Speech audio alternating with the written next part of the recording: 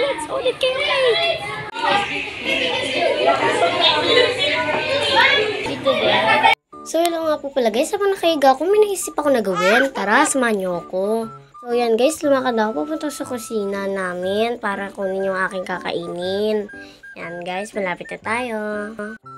Ano po guys, nandito na tayo. Nakarating na ako. Kumuha na din po pala akong baso at saka ng Bear Brand, kutsara. Yan po guys, fudgy bar at gatas. Yan. Naglagay din po pala ako ng konting-konting asukal. Kasi akala ko hindi siya medyo matamis. Yan, nilagay ko na po guys. Kinuntian ko lang kasi medyo madami naman po yung gatas. May nalagay din naman akong asukal na konti. Yan guys, dinagdagan ko pa. So yan, haluin na natin. Yan, gabi na nan guys, 9 PM na. Yan, halo-halo lang, halo-halo.